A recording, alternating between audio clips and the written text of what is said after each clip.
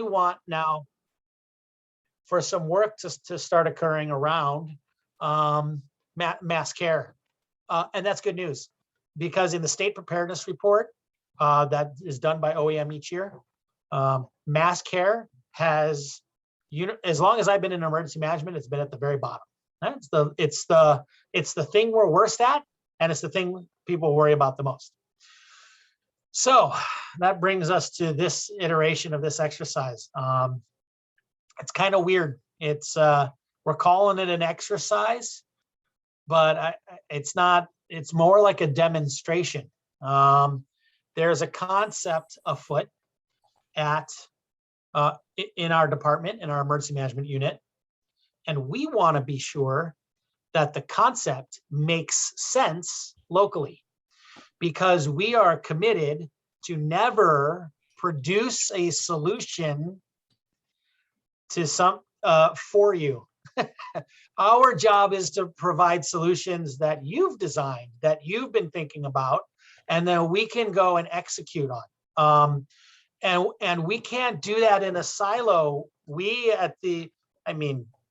Some of us understand, right, have been working in their career around the response to Cascadia and working on the coast, but not all of us. And what we need to do is we need to create a moment where our team can be near your team and really listen to what you have to say and really learn from you about what it is. What do we need to build to prepare ourselves for Cascadia, and particularly on the coast? What does it look like? But we've got to move fast, right? Because policy windows don't stay open very long, right? My sound. They can open and they can suddenly close when something else. Who knows when an election happens, right?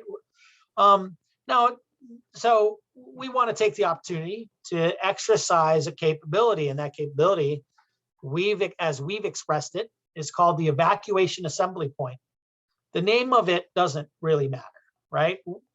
We need to do some work making sure the language we use, in this case, evacuation assembly point, matches up with the language that you're using on the coast.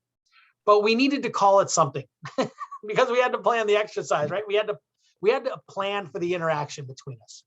So what we're going to do is we're going to bring a kit. The kit is, as I said, an EAP, evacuation assembly point. It's approximately 18 tents, right? The tents are, if you're laying down in them, they're 8-person tents.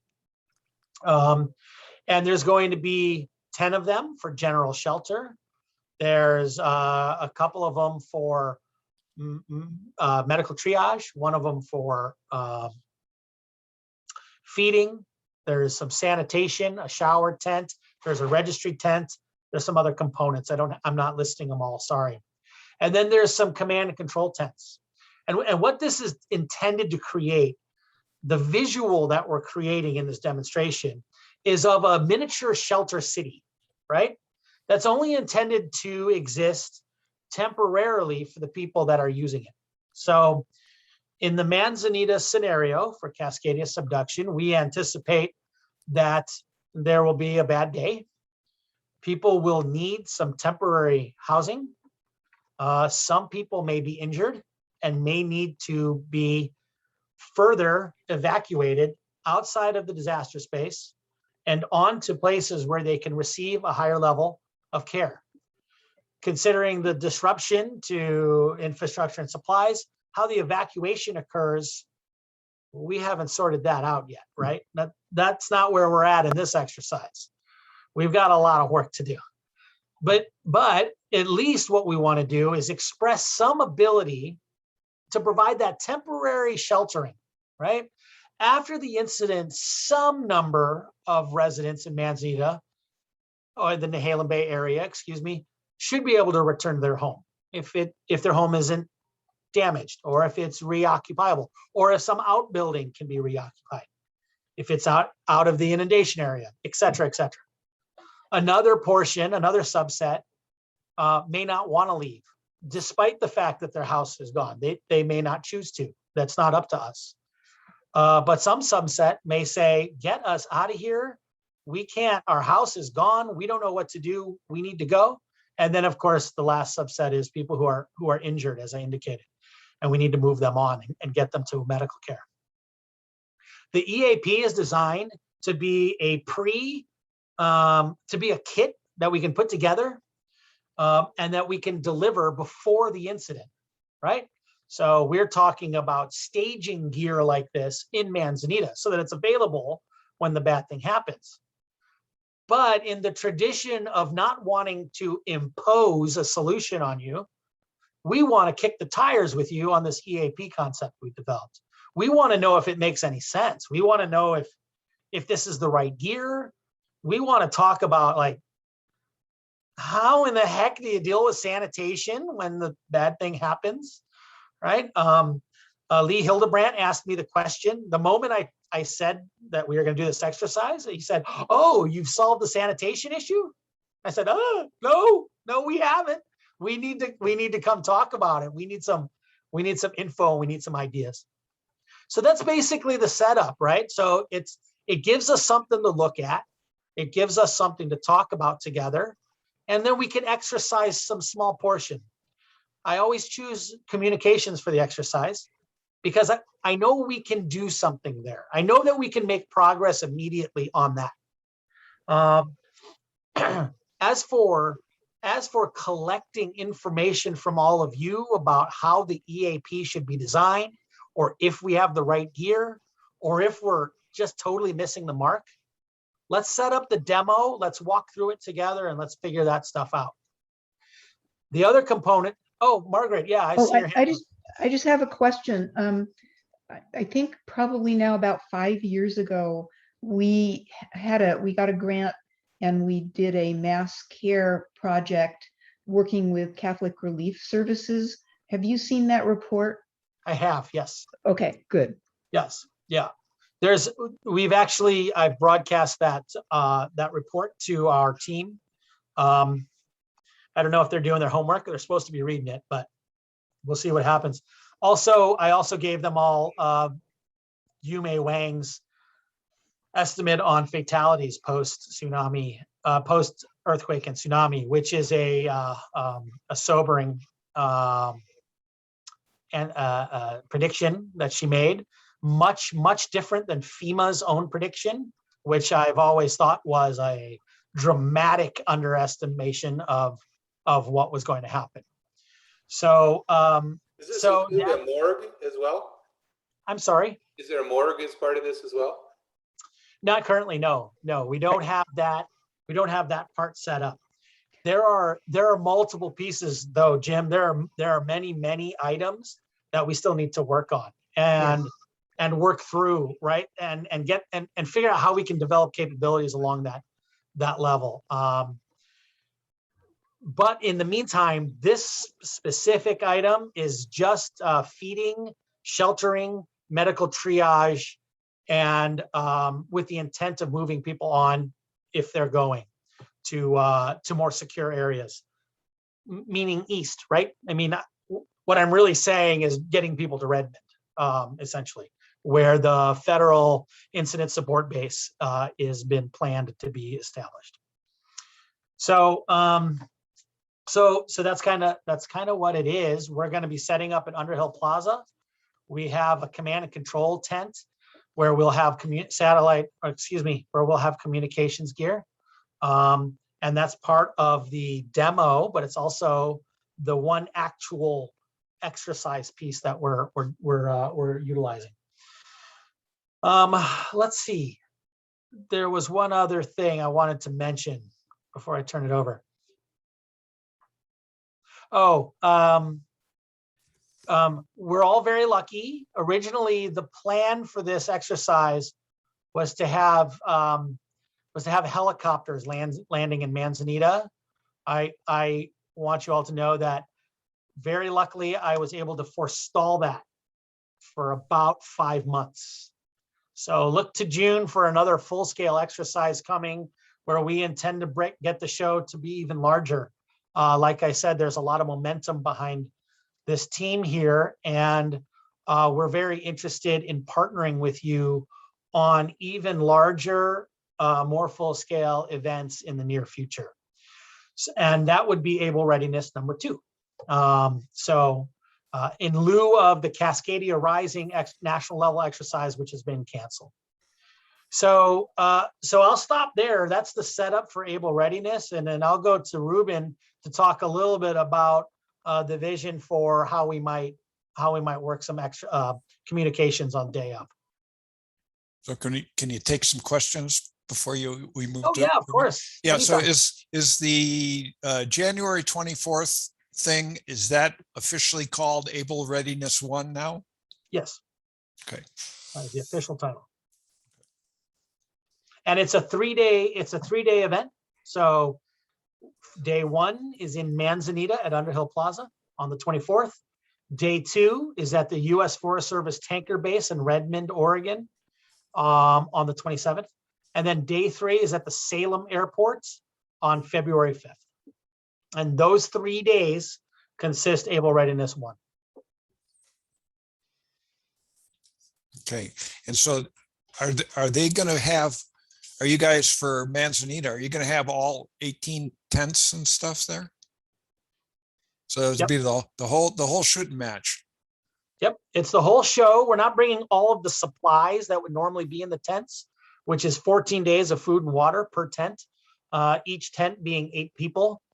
We're not bringing all that gear, right? But in time, we believe it would be right to store 14 days worth of food and water with each tent in storage somewhere in an island area like yours might be, so that we have some gear ready to go.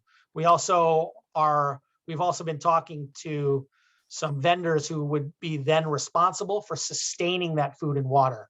So traveling out every 6 months indefinitely for a nice long contract, and then replacing the food and water and making sure that its shelf life is good. And is it envisioned that the setup of the tents and everything, that would be all in the event of a disaster, the locals would be responsible for that? Yeah, that's well, it could be. Let me right size that. Yeah, absolutely. What a tragedy it would be for us to position the equipment and then not give you the keys to use it, and then for something to happen and then no one can use it. We definitely want, but it wouldn't work anyways, right? And John, we talked about this. It wouldn't work. Like, we can't do this without you. I can't envision any way for some department over there in Salem to have this stuff and then somehow deliver it time up. We got to form the partnerships. That's what the EAP is all about. That's the important stuff. Tents themselves, that all costs a lot of money, right? And sure, so we want to provide that support as best we can. But man, the partnerships we make out of these exercises and before the disaster, that's the beef in the burger right there. That's what we got to get to. Okay. Anybody else got a question? I have a quick one. Are you just going to come in on the 20, whatever the day was, the 25th, and start setting up tents, and nobody in Manzanita is going to know what you're doing, or is this going to be publicly announced somehow? Yeah, there'll be a full public relations workup. We anticipate that there might be some media that wants to get involved. We have to make sure that we scope it right, because we're not adverse to having the public come look at what's going on, but the audience that we're bringing specifically for the demonstration, we need to make sure that they got a free hand to ask some of the questions they need to ask. So I'm talking about, like, local leaders, county commissioners, and there's probably some state legislators who may be coming, and we got to make sure that we're getting to them and getting their answers, their questions answered. But certainly we want to make sure that people know about it, come take a look. It's why we located it. This is something that Linda thought was a good idea. It's why we located in one of your tsunami evacuation areas. So it highlights the fact that that's a safe place, a place to come to before inundation. So What do you need from us?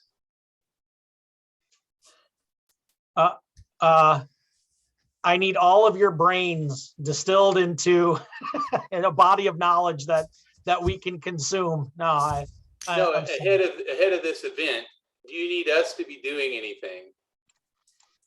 Do we need Yeah. to train on how to set these tents up? Do we need to? Not this time. This time we have the people who make the tents, the people who built them, they're going to come out and they're going to set them up. We have them under a contract to help us with that piece so that we have a free hand to just do the talking and the integration between us. But there are some pieces on the communication side. And that's the part that Reuben will talk about. It'd sure be great if we had a chance to set one up cold without no instruction to give you some feedback on whether or not that was even possible. Well, we certainly can accommodate that, Jim. I'm just saying, you know, if you're expecting that people that have never seen these tents are going to put them together, Yeah. Having the guy that built them put them together isn't going to give you a good sense of is it possible for True. you know, mere mortal to put them together. True. Just know that this is the first set we're purchasing. And I have been told, nothing's official, but I've been told that the idea is that after the demos are done, we're going to package these up and we're going to store them in Manzanita. Like the kit that we're bringing will be there. So you're the first place to get one. In that case, we can set up some additional time whenever you want. And we can pop these things back out, open them up, take a look at them, and we can create a training session with this equipment that's pretty constant. And as you get new members train on putting them up. So, but yeah, day of, we can do it as well. Jim, no problem. I'll just get the timing down for when the DLX people are coming. And then we can have everyone gather around and we can go through opening one of these tents. Are they going to make a video on how to set them up or a training manual or anything? Ooh, what a good question. It's going to be even better than that. So I'll segue into something that I wasn't actually going to bring up, but there is going to be a video made. In fact, there's a documentary being filmed about this effort. The documentary is a little bit along the lines of the Unprepared documentary that you might have all seen on OPB, came out a couple years ago. This is kind of Unprepared Part 2, and it's the response to Unprepared, which is, okay, we're unprepared. Now, finally, let's start talking about what we got to do to get prepared. And this is just one way to show that there's at least some work going on in the background. It's not great to leave the word unprepared kind of hanging out there. And then everyone goes, well, okay, well, what are we doing about it? Great, we've got this huge thing coming. What are we going to do about it? This is our way of trying to respond to that question. So we will be filming it, but your point's well taken, Jim. A training video on how to set up these tents is a good idea, and that should be a subset of that project. Thank you, Vincent. Do you want to talk about the comms piece, Reuben? Sure, absolutely. So communications, right? The intent for the demonstration for the communications is to highlight our PACE plan and show the redundant system, the plan that I have set forth for the emergency management unit. The primary mode of communications that we'll be demonstrating at the event is through what's called a SAT runner. And I don't know if anybody knows what those are. You can Google it. It's called SAT runner, cell on wheels. But basically, this is what it is right here behind me. I'm at the office, but it provides a satellite backhaul, internet backhaul, in addition to some other modes of communications. Reuben, I think I put up a. Is that big enough for people? Okay. Yeah, perfect. So Yeah, this is invaluable. I'm able to really set this up anywhere remotely, and bring internet to a site. Yeah, absolutely. I can take a question. Good, Paul. Mr. Yep. Is this also referred to as a pod runner? I know it's another. Yeah. Yes. Yeah, absolutely. There's I've come across various names with them, but yeah. So this will be the primary means of communication.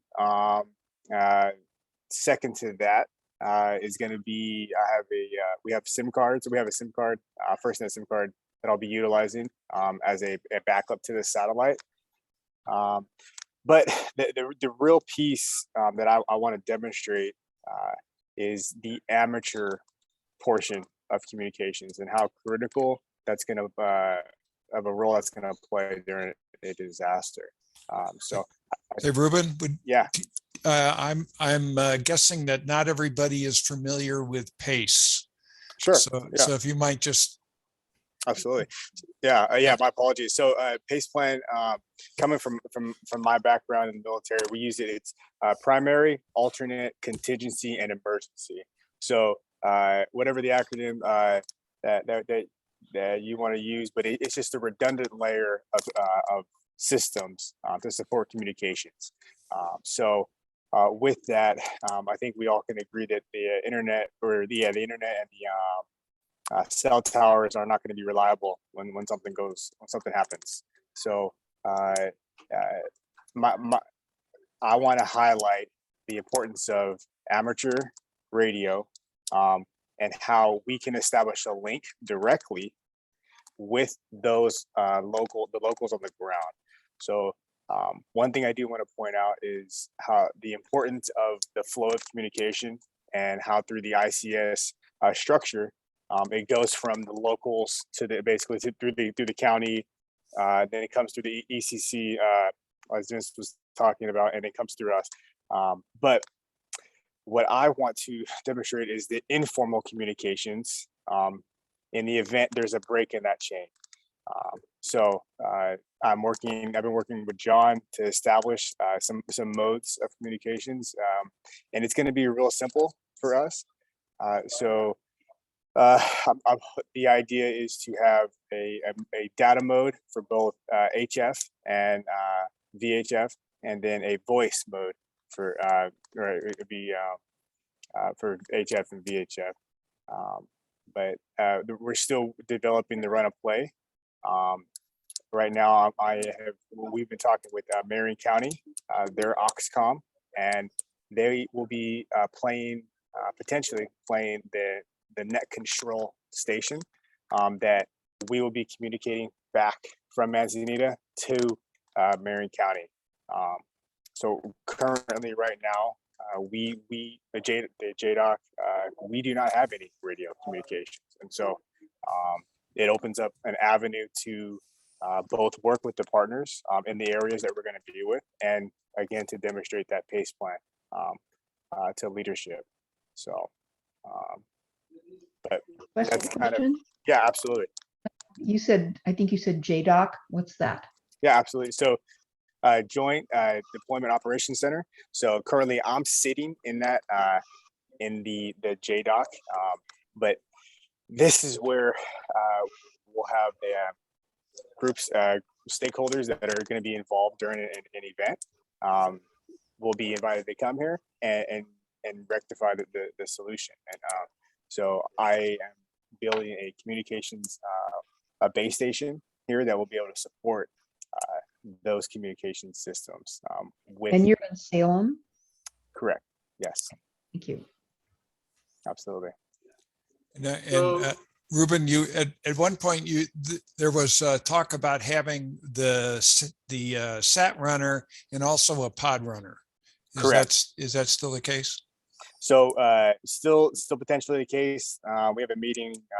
It's coming up week with Columbia County, but the radio pod runners still working to get that and to be used and demonstrated at the event as well. So I can pull up a pod runner here picture. And Reuben, after the event, you're going to leave this in Manzanita like the tents? I'll tell you this, if it was 100% up to me, I would, without a doubt. Thank you. And I will fight to do that. So Jim, there has Data been some, modem. Is that WinLink you're talking about? correct. Yeah. So the I just want a basic demonstration just to show legislative and people that you can send an email through a radio. And I think that concept is hard to believe for some people, and they may not even know that. So I just, right, satellite and the FirstNet, and that's all fine and dandy, but from my prior life in the military, right, radios is a big deal, and they will literally save lives. And so I just want to I want to show that during an emergency, a survival type situation, you're going to be broken down to the lowest common denominator. And the simplest means to talk is going to be the most effective. And I've lived through it. I know Vince has lived through it. And so that's what I want to show. And of course, you can always get into Starlink, right? And there's all kinds of modes, but I just want to show basic functions of amateur radio. And then, of course, right, this isn't just a one-time relationship or one-time event, right? But this is a continuing relationship that I want to build with John at EVCMB to expound upon those modes. So we can bring our TNCs and laptops and handies and ping the data modems and send emails to our legislators. hey, Jim, can I take a quick shot at your question about the SAT runner, the disposition of the SAT runner? There's nothing official yet, but Reuben wasn't actually being flipped. No. We've actually recommended that a SAT runner be stationed immediately in Manzanita. Those FirstNet deployables really do have a lot of capability, and that suggestion has been taken seriously and is working its way up the ladder, the chain of command. So very soon, I hope we have word, but it's probably worth us talking soon, and I mean this for the group, talking soon about where would be a reasonable place to store an asset like this. And if you guys have somewhere where we might. Yeah, my garage right here. That raises an interesting question, Vincent. The 18 tents, etc., what are they stored in? Yeah, we don't have a package for them yet. In emergency management world, local emergency management world, we put everything into a Connex box, right? Everything goes into a shipping container. But I don't know. I don't know what exactly the right solution is yet. We've got people who are thinking that through. But it's a big kit, and it's a big kit for 80 people. We got to remember that even Manzanita is going to need multiple of these kits.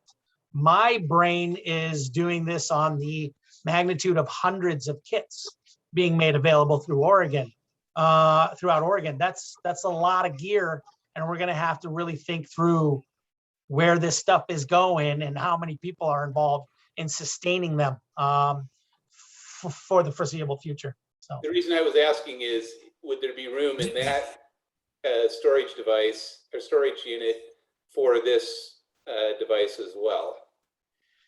Possibly, but I might suggest you would want it pretty immediately accessible, because it can be used for an enormous range. I mean, it could just be an internet outage in Manzanita, and you can turn it on, and it's a FirstNet deployable after all. So you can restore some connectivity to people immediately just by hitting the button. So yeah, I'm actually to point out, I'm actually using it right now.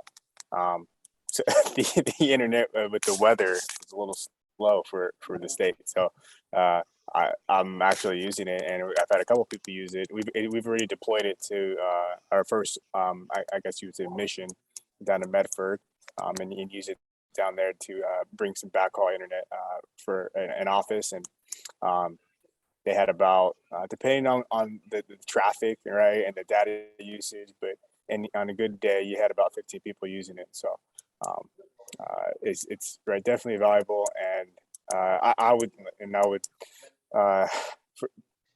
to highlight what Vince said, these have to be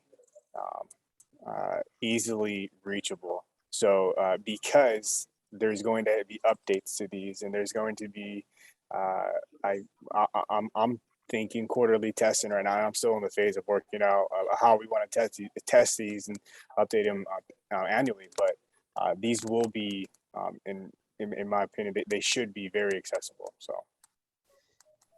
So where is the optimal positioning for this kind of a unit to be? So optimal position, it should be on flat ground, and then the satellite needs to be orientated, and there's a compass on board too. But the unit should be orientated south, generally south. And that's it auto acquires. It's easy to use. It's 3 buttons, and you can turn it on. It has an onboard battery that if you charge it up, you flip 3 switches, and then it auto acquires, and you have the internet. So. And then does it have a Wi-Fi access point that it's broadcasting? That's how the locals how you'd be able to access the rest of the world? Yes. That's how I'm using the Wi-Fi right now currently. But you can also plug into it via Cat5 too. So. And would you imagine that the community, let's imagine this was at where the 18 tents are, and there's a bunch of people with, wanting to call loved ones or whatever. Are you imagining that the Wi-Fi is available to everybody, or is it going to be only available to the emergency management, in your view? So I don't think that we're still in the process of figuring out those details of the limitations for the unit.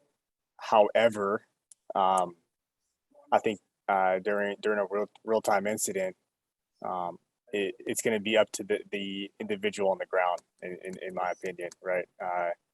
To make, I think that's going to be ultimately a call at the discretion. This unit is not hooked up to the state network. It is just an internet source. So there's no potential for a security violation, right? It's purely going to be bandwidth management and client management, which I have the ability to see who's on through a NetCloud system from the Salem area.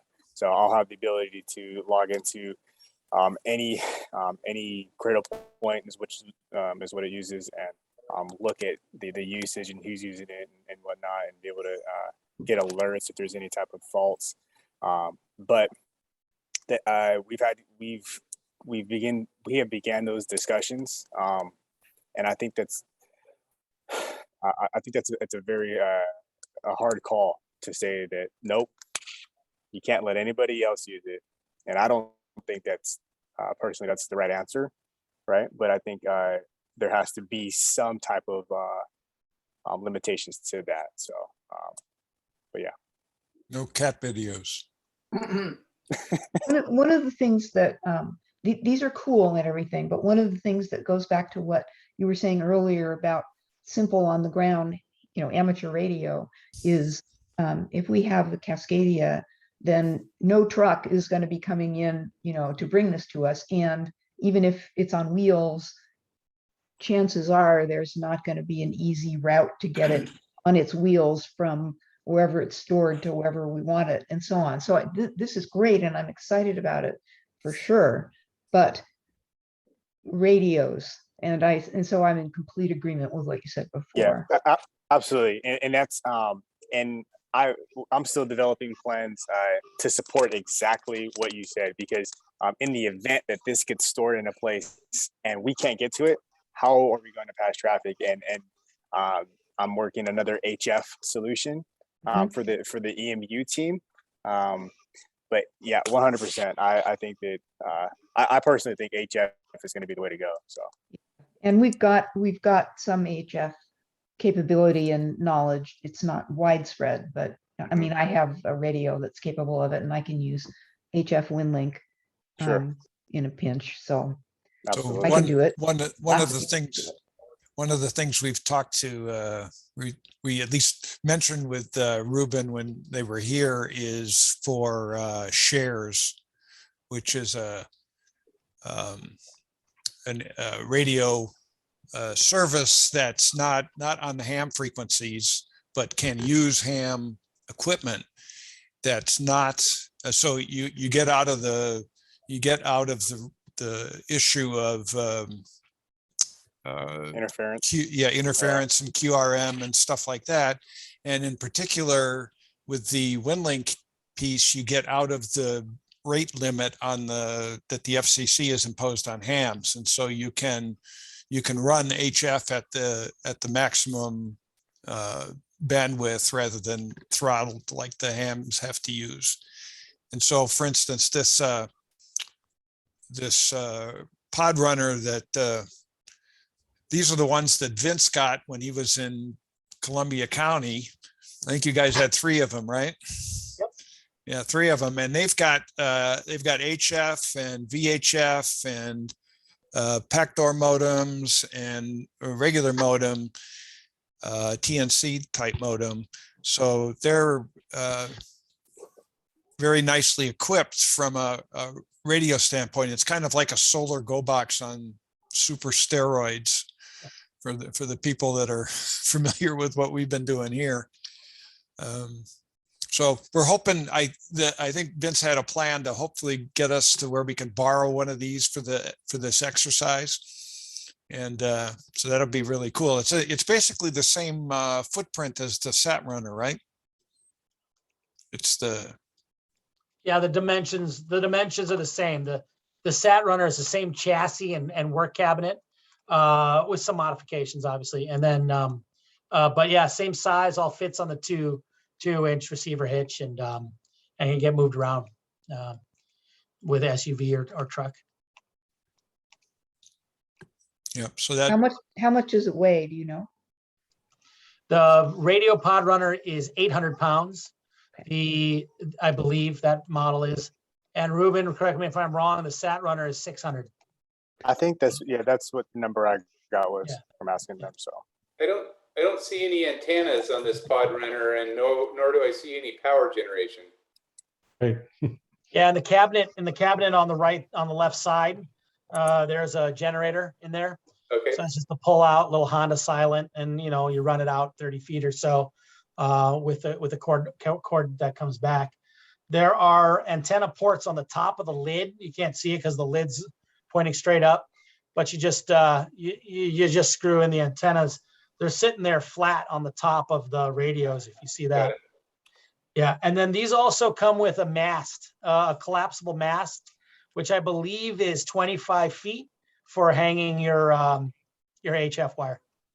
Oh, So setup would be a minimum of 2 people operation, I would think. Yeah, I think you'd want to. Yeah. Yeah. I mean, 800 pounds seems like a lot, but it rolls around pretty well on the wheels, but not in the dirt. Are you imagining there's a tent over this? Sorry. Are you imagining there's a tent over this? Yeah, certainly. Yeah. Yep. the Sat Runner behind me doesn't need a tent.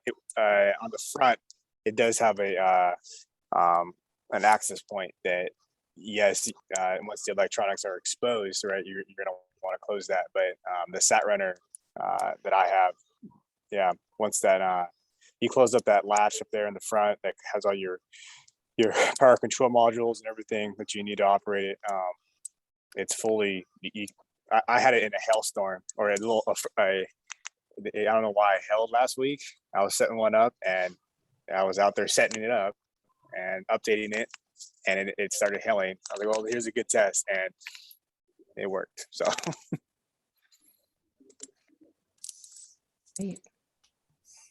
Oh, cool. So how much training is necessary for someone to learn to operate this unit? Not a lot. I mean, there is some. right? And I think you can go really deep in the weeds on this. I'm not an IT.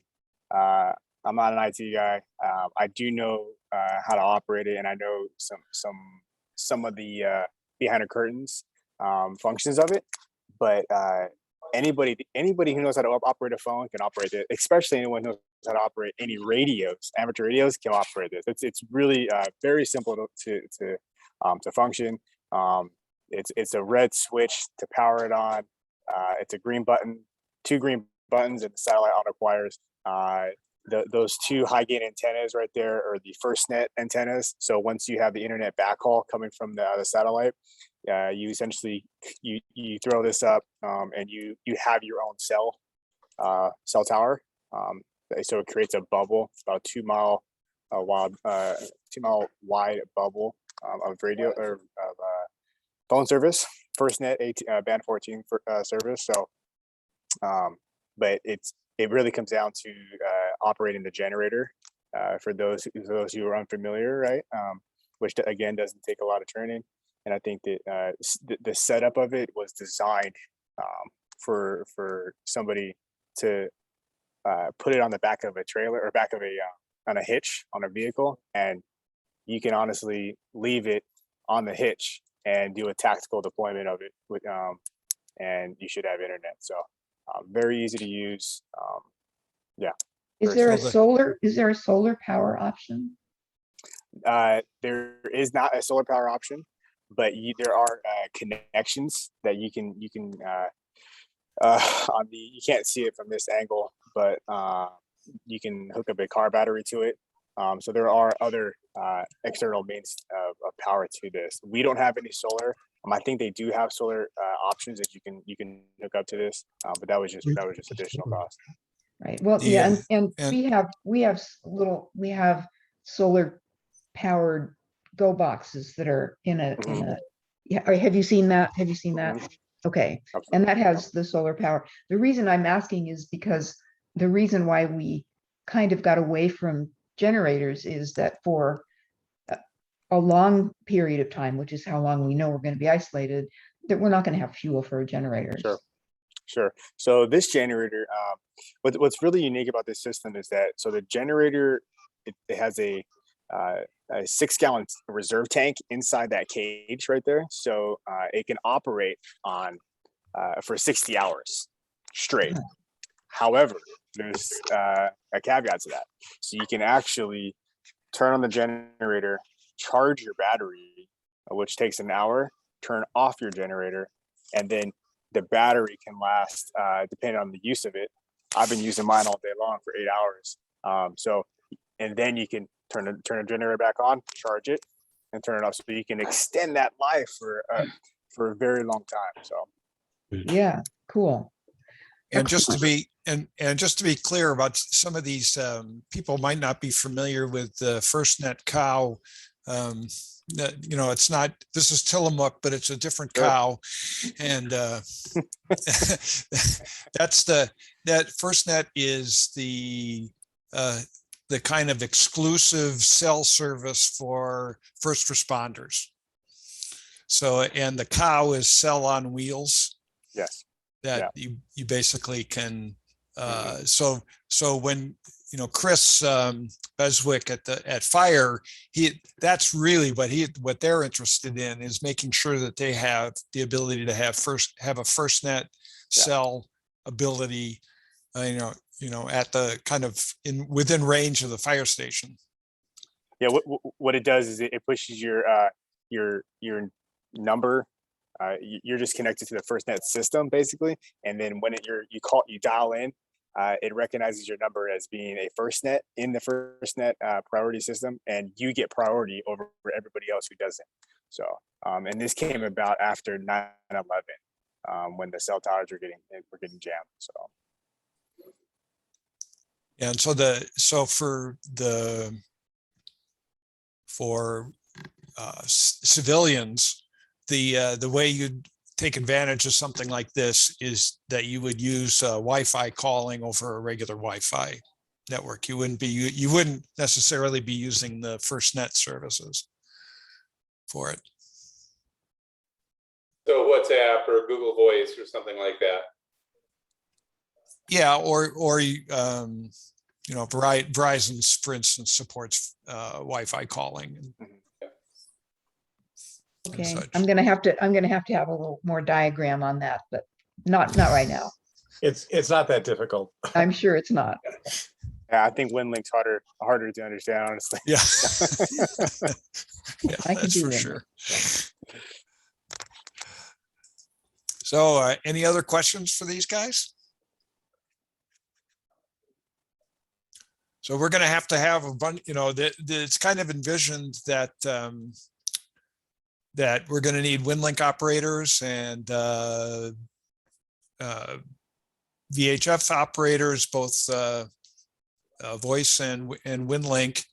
And we're going to be, so the idea is we're going to want to be connecting to Tillamook, and Tillamook wants to be connecting to the, back to Salem.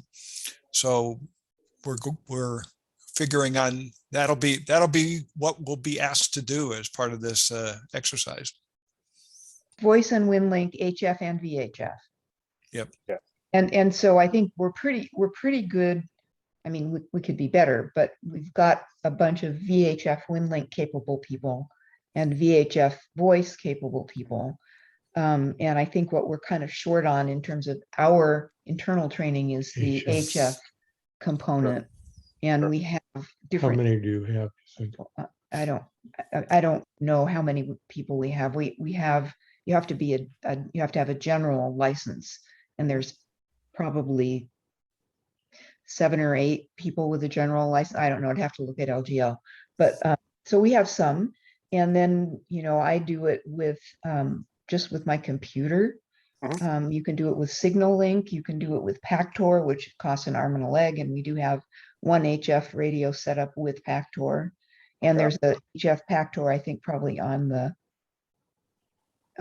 thing that I'd Columbia rather. County has. Yeah, they have Pactor. So we have different options, but we're going to need to kind of figure out which ones we're going to use, and it's going to be where with what and stuff like that. So we have some work to do. This goes back to the question that you asked earlier, Jim. What do we need to do to get ready for this January 24th event? So as far as communications, I've been working with John on just the capabilities, but it was if you guys are able to provide equipment, but we have that, we should have the pod runner coming. It's just a matter of having a meeting and logistics at that point. But all that I want to demonstrate or have the capability to demonstrate, right? Because it's only a 2-hour window of the entire demonstration, but be able to show voice, VHF and HF data, VHF and HF, and that's it. So